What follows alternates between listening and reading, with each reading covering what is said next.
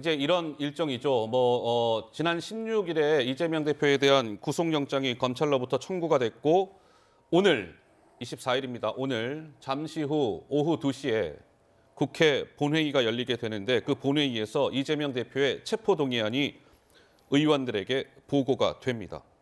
그리고 주말을 지나 다음 주 월요일 27일에 오후 한 2시경에 체포동의안이 국회 본회의에 이제 표결에 붙여지게 되는 것이죠.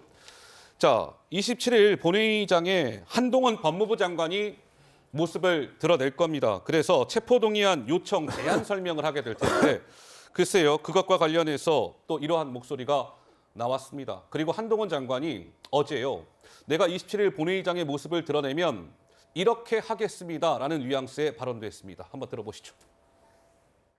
검찰이 할 일을 왜 국회에 와서 보고하냐 이거죠. 미주알 고주알. 네. 이건 사실상 피의사실 공표이기 때문에 저는 한동훈 장관이 그런 거 하지 마라. 겸손만 하면은 말씀만 좀 조심하면은 다음에 큰 정치인이 될 거예요. 지금 이제 한동훈 장관 입장에서는 어차피 이게 부결될 영장 청구다. 본인의 생각과 본인의 감정을 충실하게 전달하는 것이 자신의 본분이라고 그렇게 직분이라고 생각할 수도 있는데 그렇게 생각하지 마시고 검사처럼 하지 않았으면 좋겠다는 그런 점잖은 권유를 드립니다. 선의로 말씀하시는 걸로 생각하고요. 다만 어차피 부결할 테니까 힘 빼지 말고 대충대충 하라라는 취지라면 공감하기 어렵습니다. 저는 세금으로 월급 받는 공직자고요. 공직자로서 임무를 다할 생각입니다. 글쎄요, 김유정 의원님 생각은 어떠세요? 한동훈 장관 조금 전 얘기는 월급 받는 공직자로서 임무를 다할 생각이다.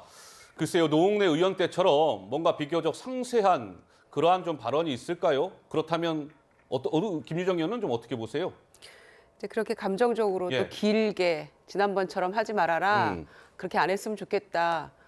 당신을 위해서라도. 이제 이게 박범계 의원의 이제 취지인 것 같아요. 그리고 뭐 선의로 얘기하신 것 같긴 한데 한마디로 얘기하면 한동훈 장관은 뭐 말씀은 고맙지만 저는 제 갈 길 가겠다. 지금 이렇게 답하고 있는 거잖아요.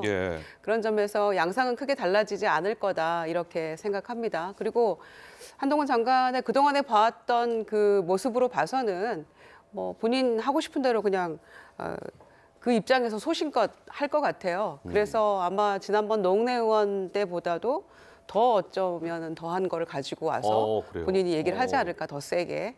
그렇게 짐작을 해보고요. 그런데 간과해서는 안 될 부분이 있어요. 국민의힘 의원들이 이제 다 함께 지켜보는 거 아닙니까? 지난번 노웅래 의원 때도 돈봉투 부스럭부스럭 뭐 이런 얘기 해가지고 많은 반감을 샀죠. 그런데 정권이 말기로 갈수록 검찰의 칼은 어디로 향할까요? 국민의힘 의원들이 그걸 들으면서 굉장히 저는 오싹했을 거라고 생각합니다. 오싹했을 거다. 그리고 이거는 드러내지는 못하지만 이거 좀 심한 거 아니냐 이런 생각들을 속으로 아마 했을 거라고 생각합니다.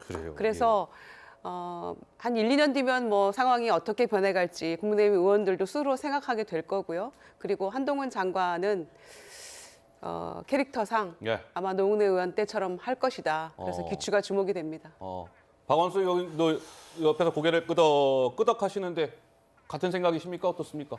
이게 이제 국회에서 체포동의안 요청 설명을 하는 거는 일종의 하나의 행정 절차거든요.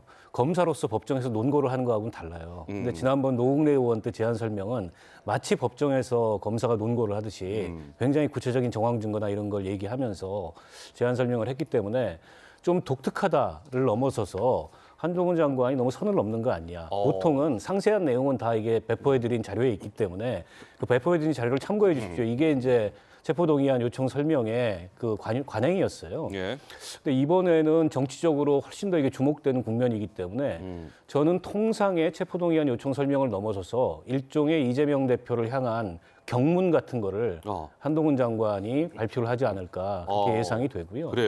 또 정치적으로 본인이 굉장히 주목받을 수 있는 순간이잖아요.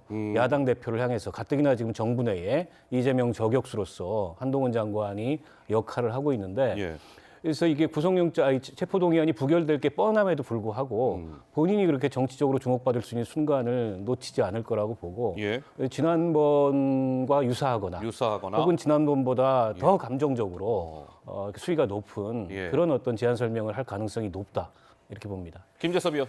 근데 원래 법무부 장관이 표결 전에 구체적인 어떤 범죄 혐의라든지 증거 사실에 관해서 발표하는 것은 너무 당연한 얘기고 그 노웅래 의원 그 체포동의안의 표결에 있을 때에도 한동훈 장관이 읽어나갔던 내용들에 대해서 당시 이제 민주당이 피의 사실 공표라고 굉장히 많은 비난과 비판을 하지 않았습니까? 근데 실제로 그 한동훈 장관이 읊어 내려갔던 그 내용들 가운데서는 이미 체포동의안에 다 담겨져 있던 내용이거든요. 그러니까 말하자면 민주당 의원들이 노웅래 의원의 체포동의안을 제대로 읽어보지도 않은 상태에서 부결을 했다라는 얘기예요. 그러니까 여기 있는 내용이 실제로 담겨 있음에도 불구하고 그게 어떻게 피의사실 공표냐 이렇게 네. 저는 되물을 수가 있는 것이고요. 저는 한동훈 장관 입장에서는 당연히 야당 대표이기 때문에 범죄 사실, 뭐 증거 사실 이런 것들을 저는 읊어 나가야 된다고 생각합니다. 예. 그렇지 않고서야 어떻게 그 야당 대표를 함부로 그냥 표결에 붙일 수가 있겠습니까? 게다가 아마 한동훈 장관이 읊어갈 내용들 가운데서는 국민들께서 이재명 대표에 관한 혐의들 중에서 모르는 게 없을 거라고 생각합니다. 이미 거의 다 알려진 내용들이고 여기에 대해서 거의 속속들이 대한민국 국민들이 다 알고 있는 상황 속에서 이것을 피의사실 공표를 못하게 한다라는 예. 것이 오히려 저는 살이 안 맞지 않나 생각합니다. 그러니까요. 하여튼 한동훈 장관은 어제 어차피 부결할 테니까 힘 빼지 말고 대충 하라는 취지라면 공감하기 어렵습니다라고 얘기했으니 글쎄요. 월요일 날 한동훈 장관이 어느 정도의 분량으로 어떻게 얘기할지 한번 지켜보도록 하고요. 이제 3일 뒤에 체포동의안 표결을 앞두고 단일 대오 기류를 형성하면서 부결을 자신하고 있는 더불어민주당. 오늘 오전 진행된 최고위원 회의가 있었는데 여기에서 글쎄요. 좀 노래도 울려 퍼졌다고 하고요. 어떤 맥락에서 나온 얘기였을까요? 한번 보시죠. 윤석열 영업사원님, 혹시 이 노래 좋아하십니까?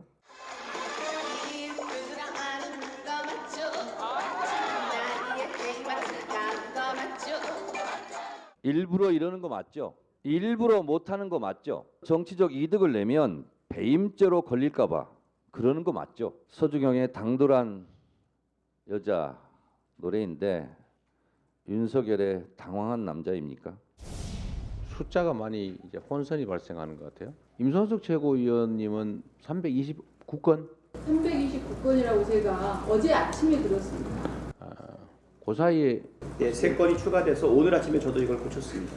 현재까지 332건인데 계속 매일매일 이게 숫자가 갱신되니까 가능한 발표를 조금 하지 말고 좀 가는 게. 네, 정청래 최고위원 노래 이렇게 틀었고 아까 지금 방금 그 숫자는 이제 이재명 대표를 둘러싼 압수수색 횟수를 가지고 또 아침 회의 때 저런 얘기가 오고 갔습니다.